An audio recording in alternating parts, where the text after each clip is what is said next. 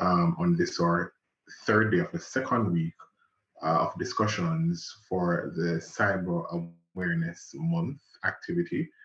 Again, it is brought to you by the Jamaica Cyber Incident Response Team and Department of the Ministry of Science, Energy, and Technology. Today's topic of discussion will be awareness, raising the cyber hygiene ceiling. And our returned panelist recording in progress. This meeting is being recorded. Will be our Lieutenant Colonel Godfrey Sterling.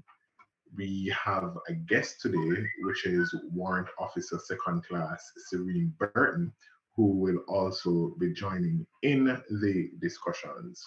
So without any further delay, let me invite both panelists to open their mics and their cameras if possible. And I would ask Ms. Burton to just give a brief introduction of herself, and then we can get the discussions going. Good evening, everyone. Are you hearing me? Yes, I am. Okay. I am Serene Burton, so I have over 25 years of military service. I've been in the ICT field for some time now.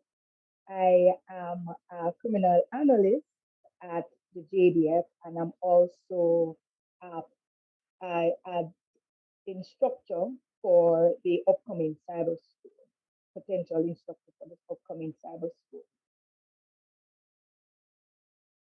Anything else? Thank you. Thank you, Sri. Okay. I appreciate it. Is Colonel Sterling with us?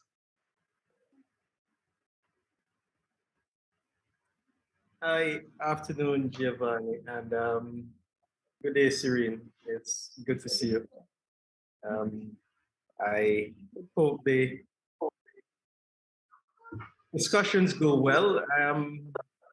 I thought I did not need any introduction, but since the host insists, I will give a brief overview. Lieutenant Colonel Godfrey.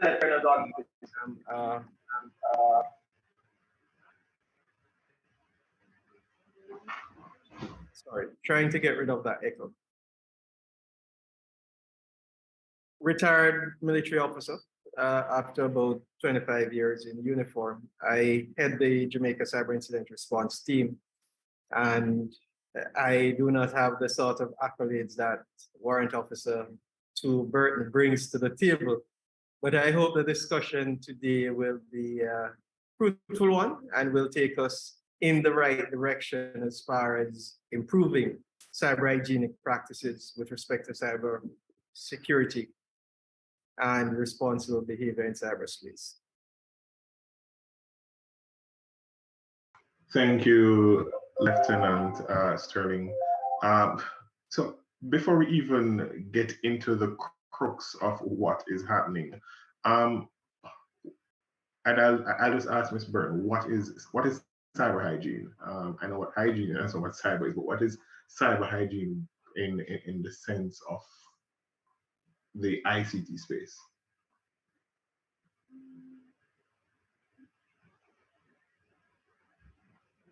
You're muted still, Serene. Oh, I'm sorry.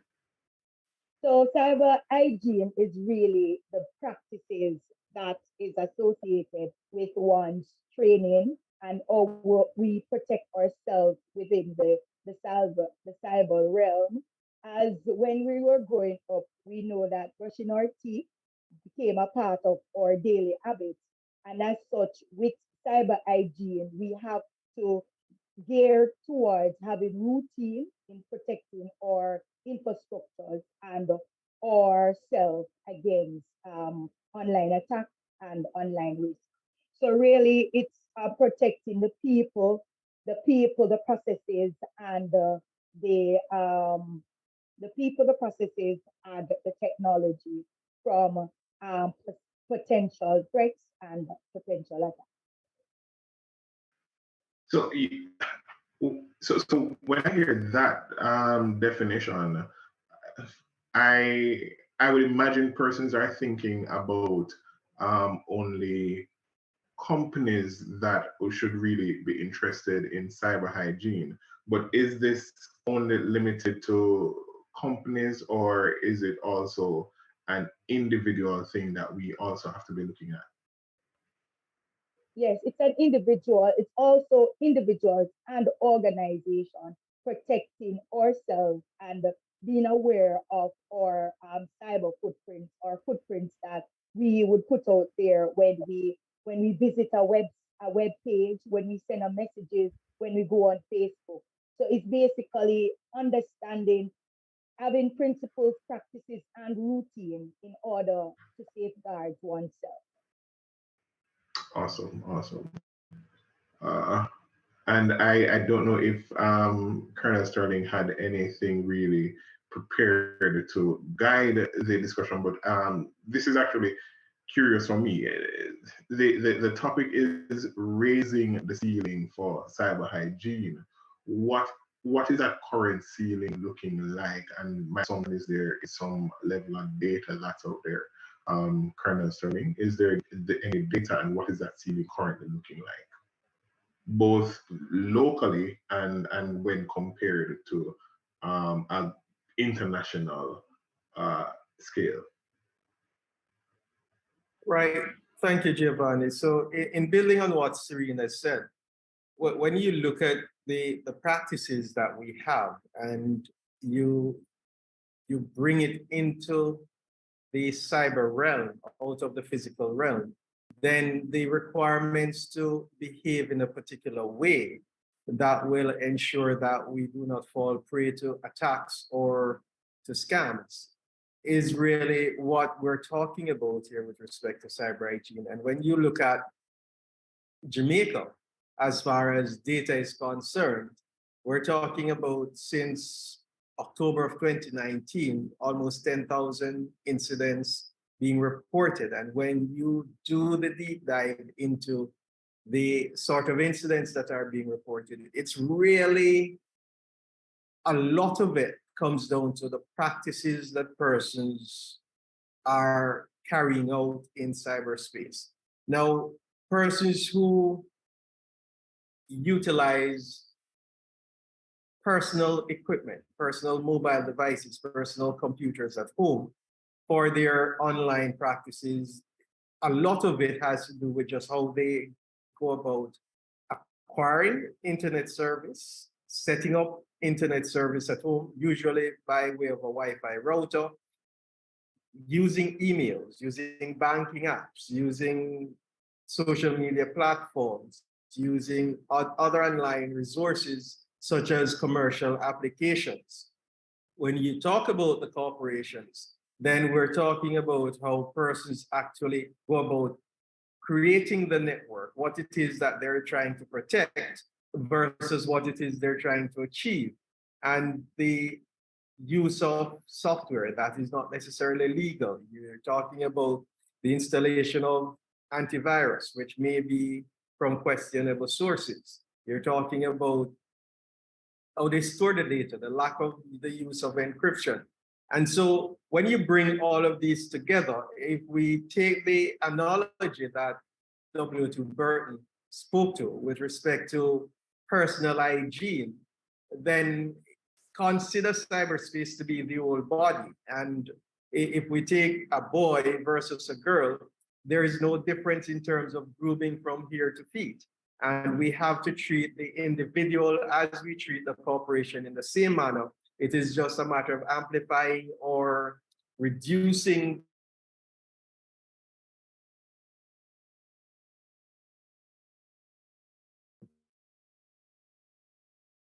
do that. Now, when you talk about good cyber hygienic steps, it's really largely about public education and awareness, but it also requires that we push to get that shift in cultural behavior and practices, which will help to have that mind,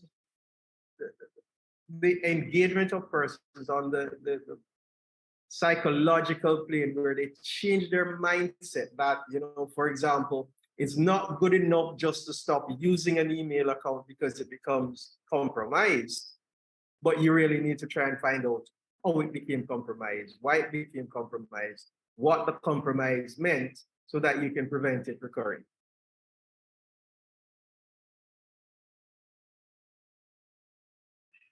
Thank you, Colonel Sterling. And it's interesting that we bring up cyber hygiene. Frankly speaking, it's a term I'm seeing for the first time, but it does make sense. And stemming from conversations that we've been having, certainly from last week until now, we see where everything ties in and correlates to really keeping things as hygienic as possible, seeing that we're on the term. But a question I'd like to throw out there is, how can what are the standards to check against to see if I am being hygienic as possible? So let's use the term of your dental hygiene. You brush twice a day, floss at least once a day, you use your mouthwash at least once a day. So we know these are the standards that your dentist will give you, and if for some reason you're in a real bad state, your standard may change. What are the basic standards for cyber hygiene that persons can really align themselves to ensure that, yes, this is what we are doing, and this is what we ought to be doing, and it's being done correctly? I'll throw that out to both panelists. Okay, all right. So the basic steps I would think basically, because when we think about cyber is personal. It's more of a personal factor and your social culture. So we have to adapt using secure passwords and not just some traditional 1 2 3, because something is easy for us to remember. But we have to try to use passwords that is secure, and it will take difficulty for persons just to think about it, and just based on your normal routine and your habits, they associate based on how you relate to others. They say that, all right, her password can either be your husband or child's name or date of birth. So that is one. So using secure password, using up-to-date software, so ensuring that we update our software that we use on the systems, our various systems regularly. Because some of us, when we're using softwares, it's more of the illegal softwares. So when those patches or updates come out, we are unable to update. So we have to use software that are legitimate, as Colonel Sterling would have stated earlier. And we also have to ensure that we don't share the information that we share online. We have to be mindful and cognizant of those information. And as we are going with the analogy, because I think the analogy of brushing our teeth is the most ideal, because when we're looking at a toothbrush or a toothpaste, not every toothbrush or toothpaste suits everybody basic needs, because everybody genetic build-up is different. So similar with organizations, not because I use a particular software or a product to solve a specific problem, it will solve every organization issue as it relates to protecting the person from cyber or possible cyber attacks or threats.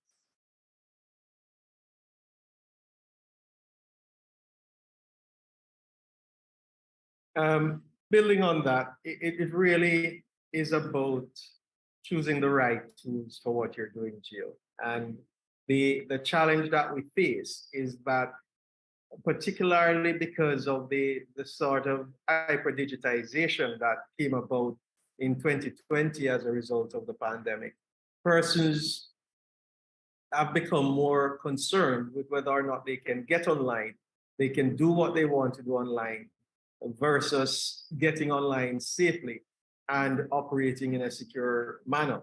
So once you've chosen the right tool for the job, it's then ensuring that you're doing what you're supposed to do accurately. You're doing what you're supposed to do properly. And so the whole matter of personal responsibility now comes into play.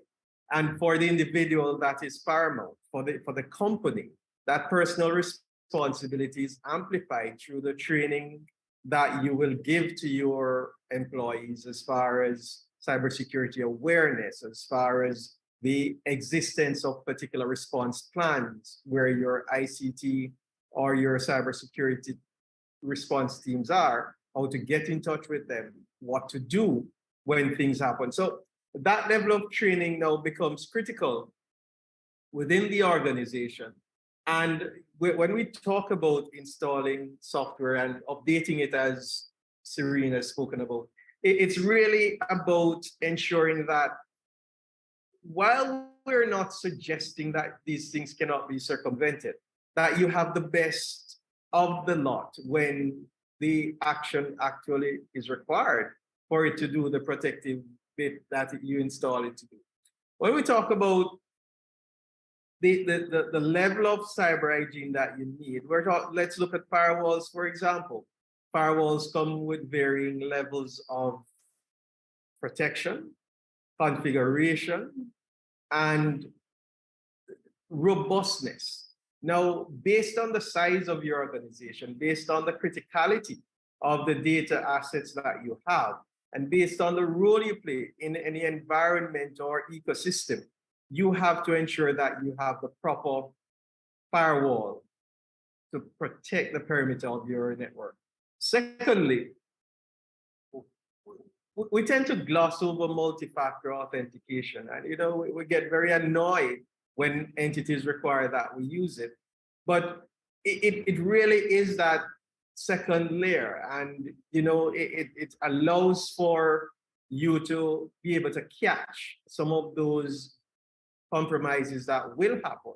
When you look, for example, if we were to get away from the personal hygiene and look, for example, at securing a house, you have your fence with a gate, you have your house, you have grills, you have windows, you have doors, and your valuables inside are probably in a safe. It doesn't mean that people won't get to it. And so for the company, we're also saying, when you collect data, whether it is just your regular employee data or you're collecting client data, we're asking that you encrypt this data, that you ensure that the level of encryption you're using is commensurate with the personally identifiable nature of the data and the critical nature of the data as far as national defense, national security, or medical, for example.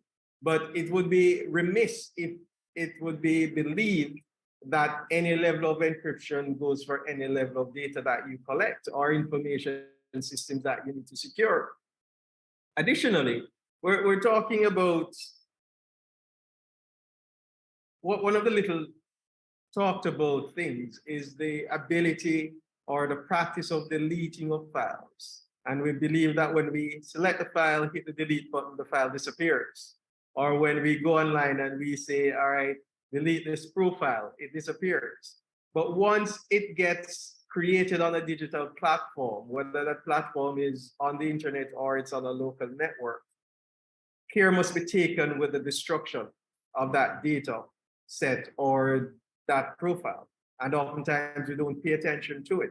And so, again, I love these little polls. If you were to ask in the group, how many persons have deleted a profile over the last 12 months online, what would be the response? And then ask those same persons to go and type in the name of the profile they deleted and see if it comes up on any of the search engines that are out there.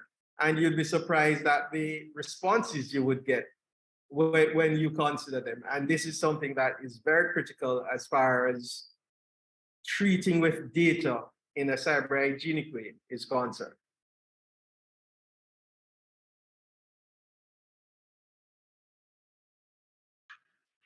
Thank you to both W2 Burton and Colonel Sterling. So, and the discussion that we're having here is good. And I think if we have predominantly technical persons here, it is almost preaching to the choir.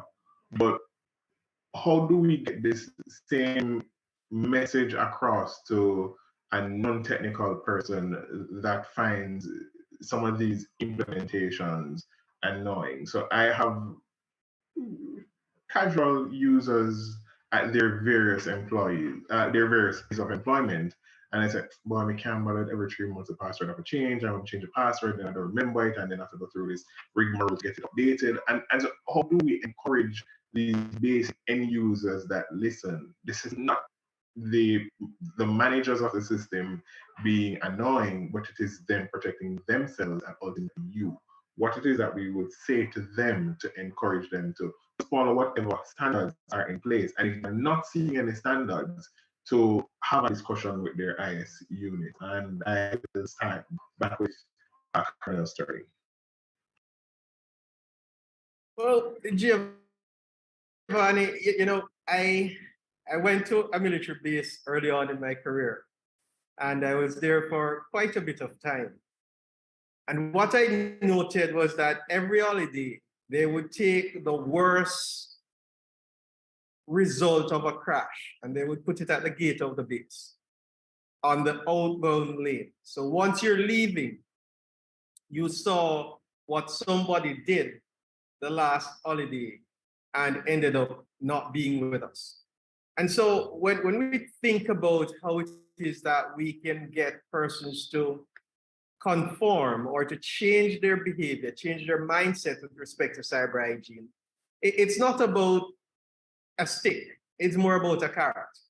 So it is really demonstrating to the employee the result of an errant or a non-malicious act. So for example, if you're a real estate company and you're meant to be actioning a quotation that is required to pay monies to a client or a contractor, by not paying attention to what you're doing, by not ensuring that you're doing the right thing, you can cost the company. And so if an error like that were to occur, it is not about covering up. It's really about, in as non-invasive a way as possible, demonstrating what the error cost the company or could have cost the company. It's about taking those documented cases of cyber breaches that were caused by poor hygiene and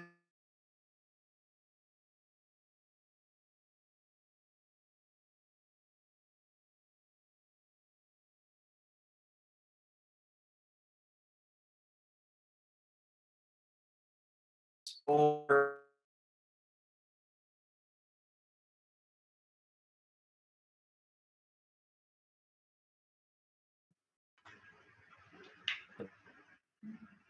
Colonel Sterling. also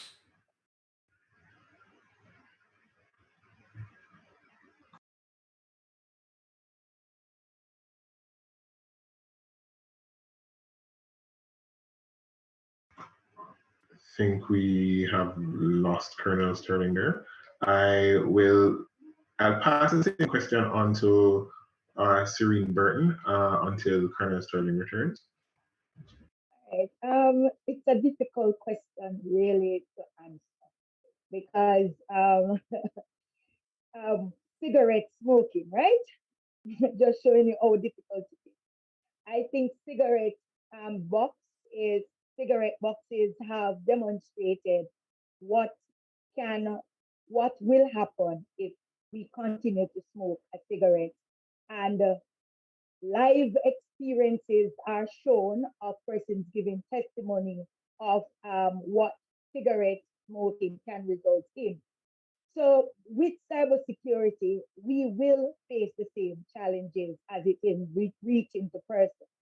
most times we have to show live experiences, as Colonel Sterling was alluded to earlier, because but the challenge with that, most of the cybersecurity occurrences that occur on a daily or hourly basis is not publicized. So persons are not aware of some of the experiences that persons will have, because in order to make person, is not to scare anybody, but that is how the human being react to adapting to some changes. They have to be faced with something, and they have to lose something. So doing awareness training and getting testimonies of individuals, if they're willing to speak on the on what would have happened to them because of their negligence or their reluctance to change their password, as Colonel Sterling was saying, would have been the best approach. But as I said, it's kind of a difficult task because human beings, some of us don't react. We are very reactive instead of proactive. So something really have to happen before we make a drastic change. But as organization, we have the responsibility to to to have training to change the culture of the individuals, and allow them to adopt a routine that will help them to mitigate against a possible attack. So live experiences and testimonials would be my approach to get across individuals within organizations. Thank you, W2 Burton. I think we have Colonel Sterling back online. Colonel Sterling, I'm not sure if you had completed the point you're making. Well, essentially, Serene sort of picked up and completed, but the whole aspect of the value of demonstrations, the value of examples, the value of putting a dollar figure to some of these breaches, it really ought to drive things home. And where I was going with respect to the children and the elderly, it is more of getting them to see what has happened to children who have not paid particular attention to how they utilize social media, and for the elderly, the same thing. You know, one of the things that we sort of skirt around in Jamaica is the demographic of persons who get scammed out of, for example, the US, the elderly. And when we look at it, has anyone really sat down and asked, how is it that the elderly in what is virtually a first world country get scammed by a few young men and women from a third world country with less than 50% internet penetration? And when you think about that, you have to ask yourself, how do governments, how do societies change that mindset of the elderly? And the same thing for children. We talk about cyberbullying and we talk about suicide ideation, but a lot of it really comes down to the practices of some people in cyberspace, that irresponsible behavior and the inability to really sort of rein it in by parents and others allow for it to be continued in perpetuity. And when something bad happens is when we start to try to do things. And so that level of good practice, or the recommendation of good practice, the demonstration of what happens when you don't practice good cyber hygiene as individuals, ought to be able to bring it a little closer to home for those persons who are not techies, essentially. Thank you, Colonel Sterling. So the real crux of today's discussion is about raising the ceiling. We delved earlier as to what the data is presenting as to where we are currently from a cyber hygiene level. But where it is that we need to be is the the real question that ought to be asked: where should we be where cyber hygiene is concerned? And I'll give that to Colonel Sterling first before W2 Burton can pick up. So I'll leave the personal bits to Serene, and I'll deal a little bit with the enterprise. Where cyber hygiene needs to be for the enterprise. And today's session is a good segue from yesterday.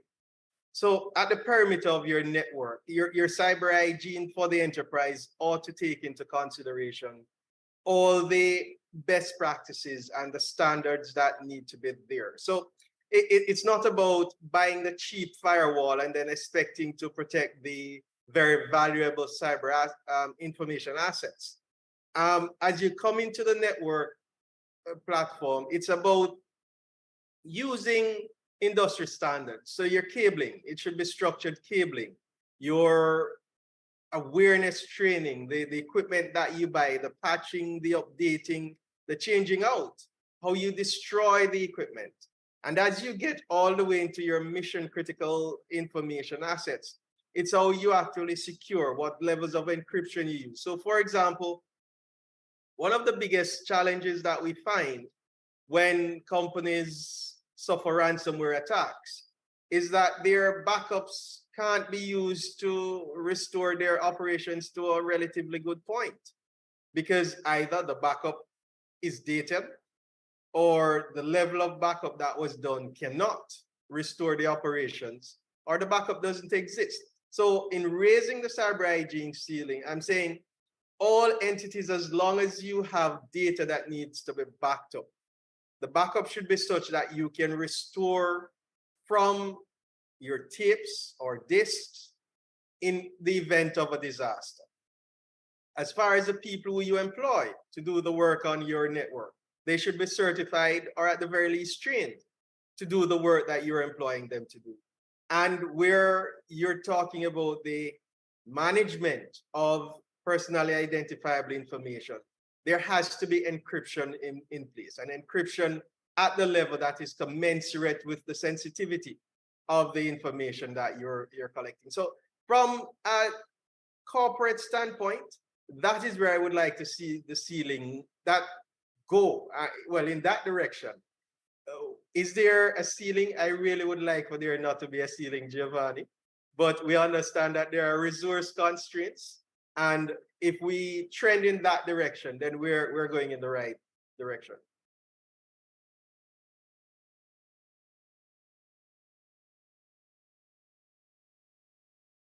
All right. So on the personal note, I will look at understanding the importance of a password.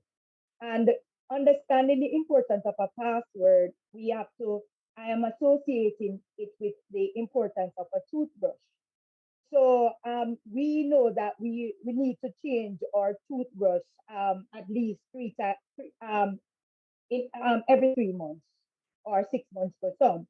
So we need to know that we need to change our password.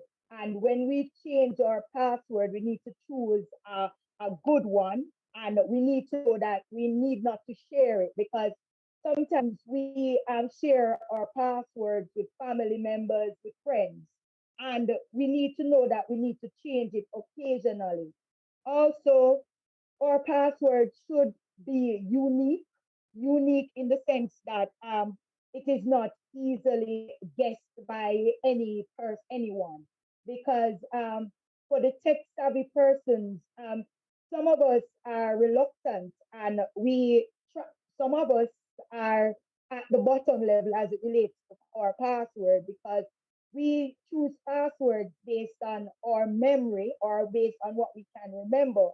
And even sometimes we change a number in the password. So we have to understand that using the same password and putting a number, it's sometimes easily guessed by somebody that is targeting you. whether inside or outside of an organization.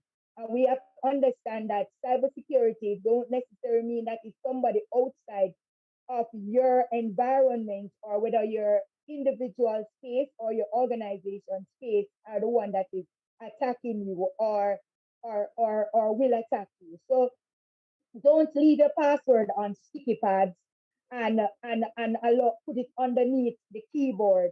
So you have to be mindful that some of our cultural practices that we need to stop. So as it relates to the ceiling, in order to raise the ceiling basically on a personal note, we have to understand 5 factors.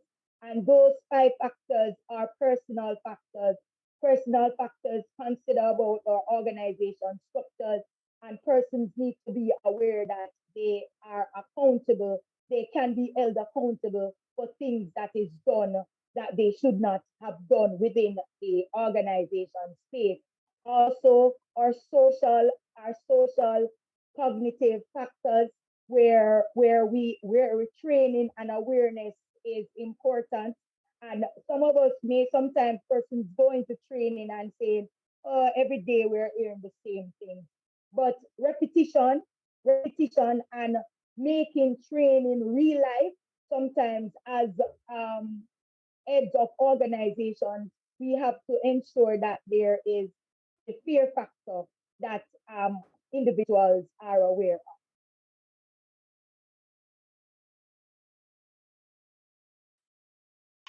Okay. Thank you. Thank you to both our panelists.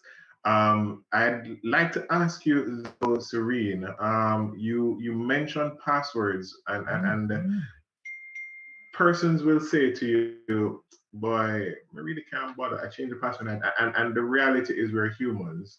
And so I am more inclined to use what I know, or what I remember. Um, but what are standard practices that will not cost persons anything? Because we know you'll hear get your password managers, then you're thinking about a monthly, um, some monthly subscription payment for these things. What would you recommend to persons, that will not cost them anything to improve the quality and standard of these passwords, to at least give them a fighting chance? So what I do, I use special characters that represent alphabetical no, letter. So you have to use alphanumeric characters. Ensure you include that. So use things that sometimes some keyboards you will see that a special character. So use uppercases, use alphanumeric numbers, alphanumeric characters basically, and change it frequently. So if you feel like somebody was watching you entering, or your password, you change it frequently and use symbols and numbers that is that is associated with you, not your date of birth. Try take out some personal things that persons can easily. Thank you, Serene. So I do hope persons over the course of the month, is actually really noting the importance of these things. I think every session that we've had so far really sticks to the point of not having the basic passwords, because the reality is, if you're looking at even a brute force attack, persons want to eliminate the easiest options first. So they'll probably go 1 2 3 4 5 password, and they start there, and that is to indeed gauge, where where how far they need to work. And Colonel Sterling did mention something quite interesting yesterday. If we have, too many dictionary words, it is really matched against a software that runs through that. So it is very important for us, and I really hope that this guides persons to understand that, hey, it is my responsibility. I can't be just cavalier about doing this, and something as simple as a password. Um, we ought not to be very casual about it. Serene, you mentioned not sharing your password with anybody at all, including family members. What point of advice would you give to somebody that feels the need to have some sort of inclusion with a family member? A husband and a wife would need access to each other's account for whatever reason. Maybe security purposes, why just in case one person isn't here, I need access to that. What advice would you give to persons in those instances? Share the documents, share the specific documents that, or have a duplicate copy and share that specific document with those individuals that you feel. So have a backup of a backup. So you need to have a backup of a backup basically. So you have you need to have a backup of a backup. There is nothing else I can say. That's because it's very dangerous. And I'm laughing because all right, for parents, it's difficult to monitor our children as it relates to the cyberspace, and they're creating cyber footprints. So there are free softwares that are there to monitor your to create an email address for your child, and you can actually monitor to ensure that the child is visiting whatever site they are on. So you don't need to give your child access to your email address. You can create an email and download the Google Family link and monitor your child. So if you're fearful that you don't want to give your child an email address to create additional social media, to go on additional social media sites, as parents, we can facilitate, we can do creating email addresses for them and monitor their social media footprints or their activities. So create backups of backups. Awesome. Well, really a question that just popped in my head. I know it's really something that a lot of persons don't think about, but the idea of death is something that we all have to deal with. How do we handle accounts of loved ones that are no longer with us? How do we deal with these things? Because the account is no longer being used. So do we just leave it there? What is the recommended procedure for instances as this? And I'll ask both panelists because I know we have from a personal standpoint with your emails and your social media accounts, but then I'll shoot on over to our Colonel Sterling for more enterprise stuff like your accounts, your bank accounts, anything like that. So both panelists, I'd like a bit of chiming from them.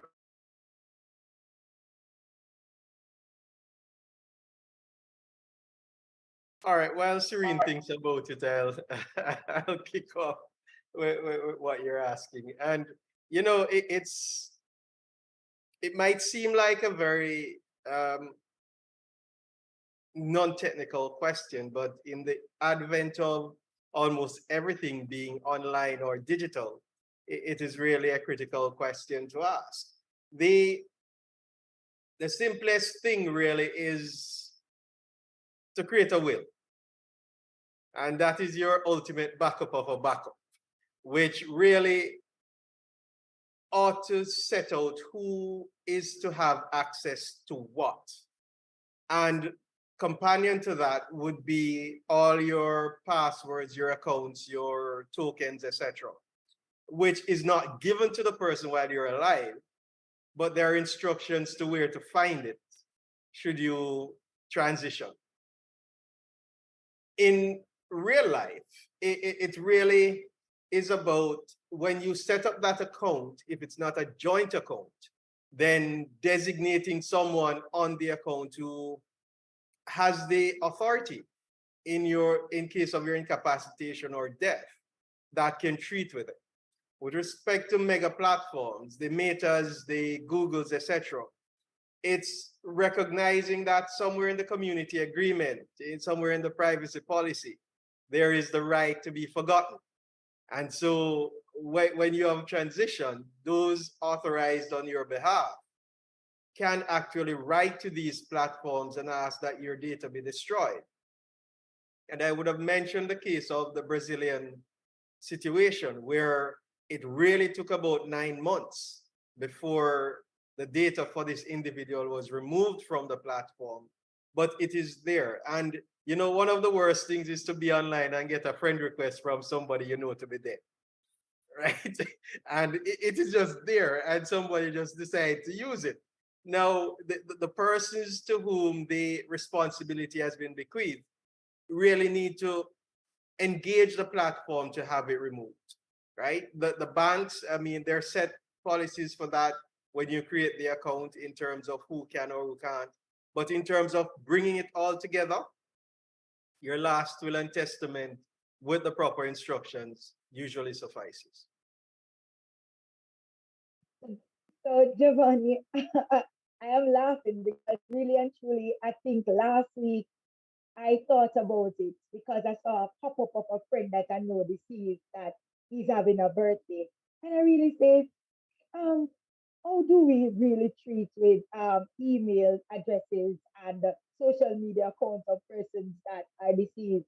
How, how do we protect ourselves from from being victim of something that we are not aware that the person would have done. So I really and I'm thinking, who really when we hide everything from everybody, what happens next? So I really I'm laughing because I really only thing that I can say I would do is try to block those personal emails, report those email addresses as spam, and so that it will prevent messages from coming to me from that particular individual. But that is when you are aware that that person is deceased. So it's kind of muddy water, and it's something that I know a lot of us have not thought about. Or would we deal with that? Luckily, anybody that died for me is really dinosaurs. So I have so far, so I have not I have been faced with anything like that. So it's something I really have to think about.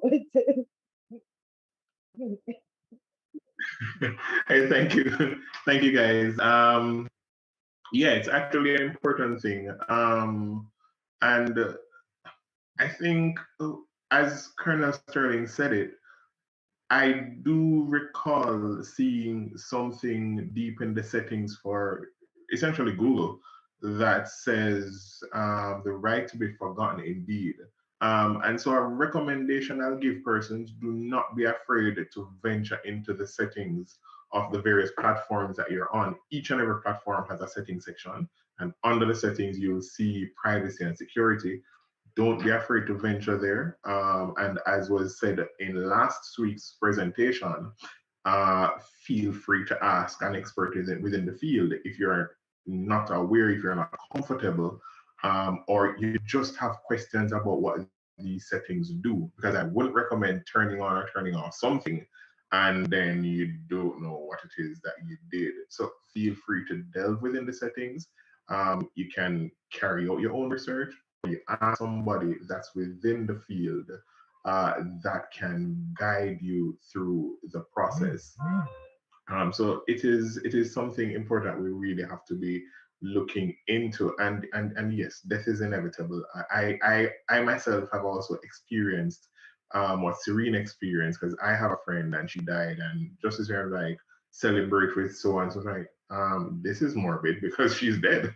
So yeah, so it is indeed something that we have to be looking into as time progresses, and as the years go by, we won't have as much dinosaurs that we will have to be looking out for anymore. So as we come to the final leg of this discussion, I will have Colonel Sterling give his final remarks on the topic, and then Serene can pick up from there with her final remarks before we close out today's session. Right. Well, I have been sort of pushing the enterprise side of the agenda, and I will continue to do so. So in a final sort of 20, 30 seconds, you need, as the owners or principals of a company, to have the necessary audits done to determine what your treasures are and what processes you need to put in place to protect those. You need to ensure that your employees are properly made aware, and sometimes, depending on the sensitivity of what you're doing, they should actually have to pass some sort of a security test in order to utilize the equipment. If necessary, get an ethical hacker to try to break into your system, or do the necessary penetration testing as part of your assessment. If you need to and you don't have the resources, get somebody, a third party, whether free or paid, to do a risk assessment of what you're doing. Separate the duties so that the one system administrator don't have all the passwords and all the keys to the server room and all the keys to your electrical panel. Break it out and give it to other persons so you have redundancy in there. The matter of patching your servers and using legitimate software, you can't overemphasize that.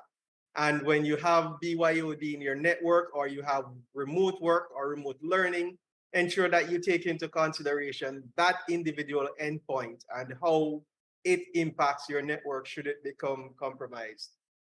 And finally, your backup, your disaster recovery and business continuity plans, ensure they're current, ensure that they're tested, ensure they work, and ensure that the people who need to know where they are and how to access them.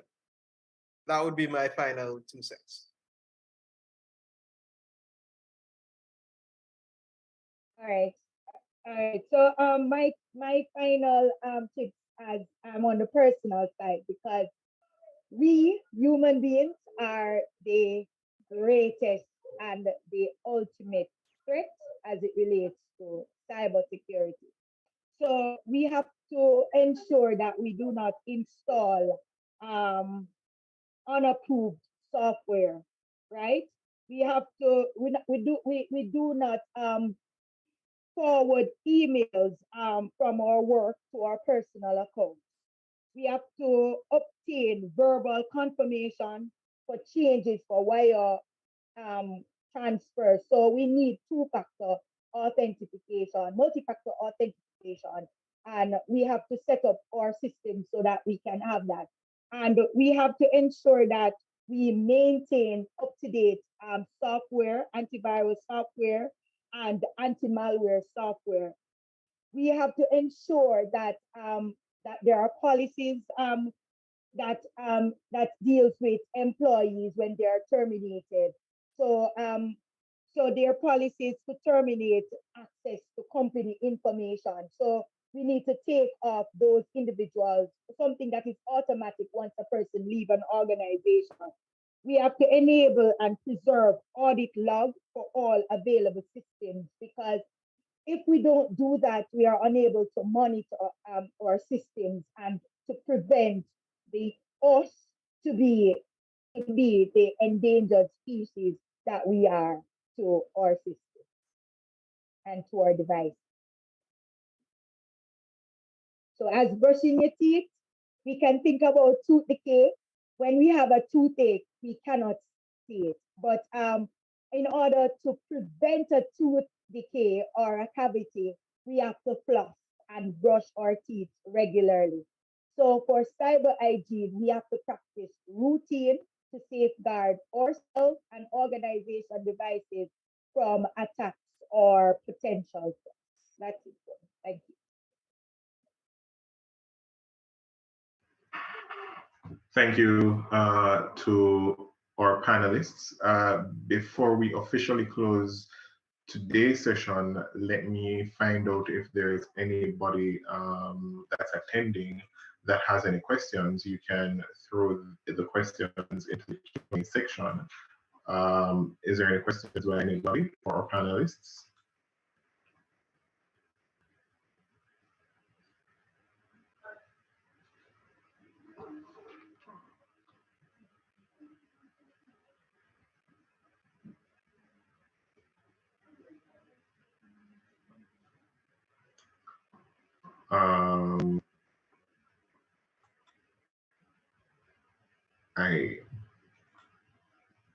Okay, so I am not seeing any questions coming over.